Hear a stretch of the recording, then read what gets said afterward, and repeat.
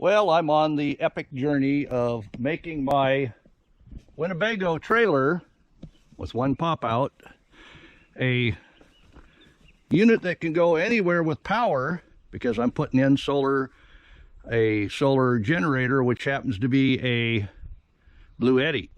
Let's go look at that, and I'll show you what I've got inside. So you can see the cart I set up for the solar that I bought with my package. That rolls around. Just take a couple screws out, and this is portable again. We've got our Bluetti Apex 300, and this one actually has 220. The reason I bought that, you can see that. The reason I bought that is if I lost power out here on the farm, at least I could hook this up to the well. So the first thing you want to do is make sure you're not plugged in, and I'm not. You can see this is a 50 amp circuit. And inside, I've already done my homework and got parts ordered and taken the circuit board out. Now you should at least know the more than the minimum when you tackle a project like this. I've got wire, it's all the proper gauge. The incoming will reach into the closet, which is on the other side there. And I'll be able to put that transfer switch inside the closet with all the wiring going to it. All I have to do is come back into the main breaker here with my new lead.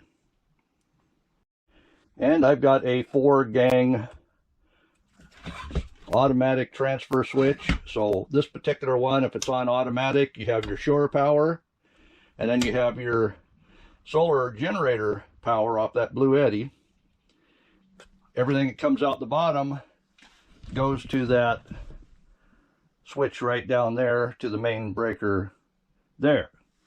So using that main breaker yet and all the breakers there, it should have everything protected. So right next to the main door is the closet door, and inside the closet is a gas furnace. You see I took the top off, and right down inside that corner there is a passage for all the wiring. So all I have to do is take off that main, bring it up inside, wire it into my transfer box in the same hole there. I'll send down my new cable to relight up the main breaker. So I've made a back plate for this with wood, and I'm able to screw to the front face here. I'm just not sure exactly where I want to put that yet. I think over to the side would be better. And I have plenty of room here to bring my wires up as well. So basically they'll come around and in, and we'll be able to tie in to this side and be able to screw into some good wood. And that's important. That will also keep the Bluetti from getting up against the air inlet for the furnace, because if you were to put the Bluetti right up against that, you wouldn't get the proper airflow. So having this transfer switch right here will bring it out plenty enough that I won't be restricting that air. So that looks pretty good right there. I have it level. I'll be able to tie everything in where it needs to be. And I'll go ahead and get these holes drilled out.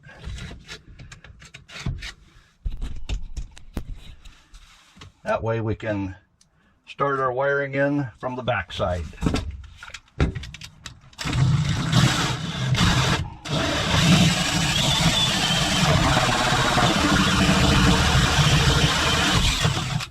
There's the first one. I don't want to bore you with that. I'm just going to be drilling these two next. So if I hadn't said it yet, this is a 220 system. It has 2 power wires, a common and a ground, all that are switched. I am not tying anything together, so there's no backfeed issues. That's important for any system that you might be putting in your trailer. One other thing, I do not have to get a electrical permit because this is a camp trailer. They only have work permits for houses. So keep that in mind. Obviously, you have to know a little bit more than normal to get something like this done, because if you let smoke out, it might void the warranty if you still have warranty on your trailer. So I still have warranty on my trailer. I took the trailer in for some warranty work, and I asked them how much it would cost to put in a transfer switch so I could run my Bluetti, and it actually is 220. It has 2 inverters in that particular Apex 300 unit.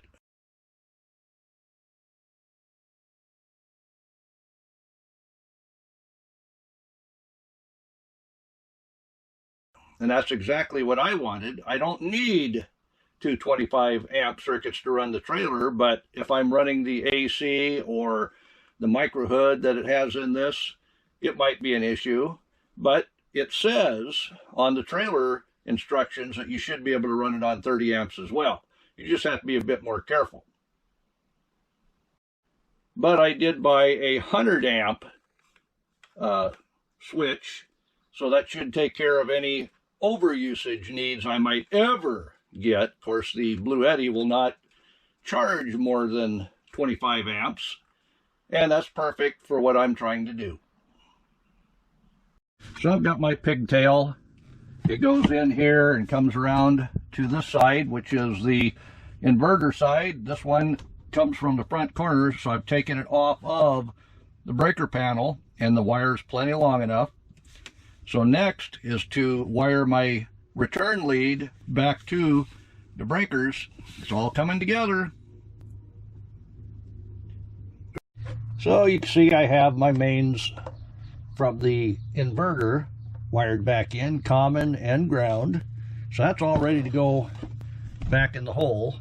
I won't need to touch that again until we're ready to test everything. And basically it'll be putting in the solar generator, plugging it in, and turning it on. The only other thing I have yet to do is drill the hole for the solar to the outside. So I've got my solar generator over to the trailer. We'll get it dropped through the door. It's definitely a beast, but that's why I bought this particular one. Yeah.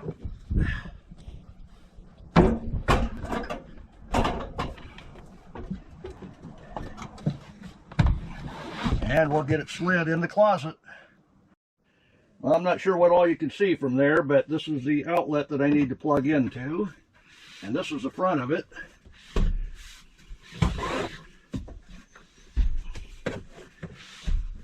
And as you can see, this is a big boy, but I measured everything to make sure it would fit. Now I just got to get this cord plugged into there before I turn anything on.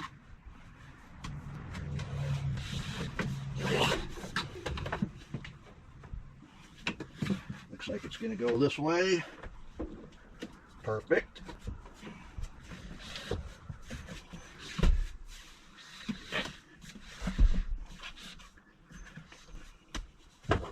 And I am going to need to plug the solar into that side. So I guess pushing it up against that end is all right. We'll get that out of our way. That looks decent. I have the, let me get you down here. I have the transfer switch on automatic. So let's go ahead and turn this on. Right now I'm on 120 is where the switch is. It doesn't activate till you press the AC button. And you see we're at 100%. Let's see if this thing does any clicking when I hit the AC.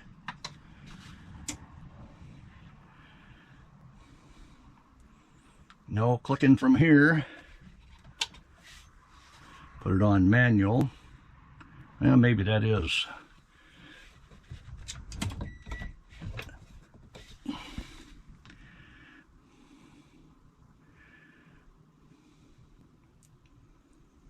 Let's go see if we're lit up on the other side. So I do have my microwave. And let's see if the, yep, TV is lit up too. Let's go ahead and turn that TV on. Let's see, which one of these is a TV? I think this one. We'll go ahead and give this a test.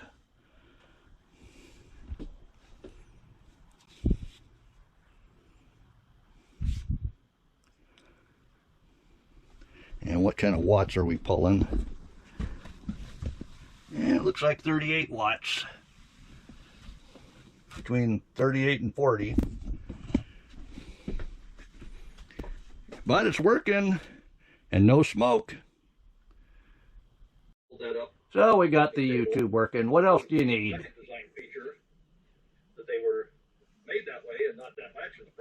So I wheeled up my solar panel array.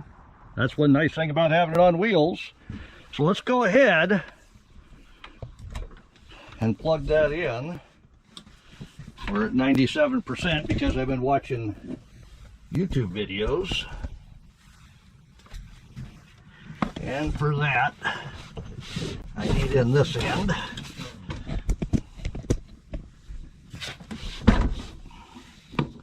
We'll get that opened up. I'll show you. Wait. Okay, we're plugged in with my solar. Do we got room yet? I think we got room yet. And we're at 132 watts coming in. And it's charging, it says just over a half hour. And it'll be charged again, so we could watch TV all day for free.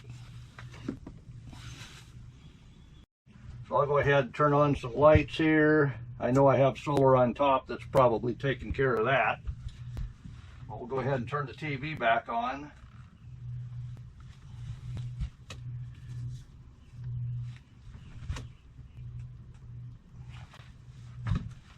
And what are we showing? We're showing 44 watts for that TV, and we're charging at 90.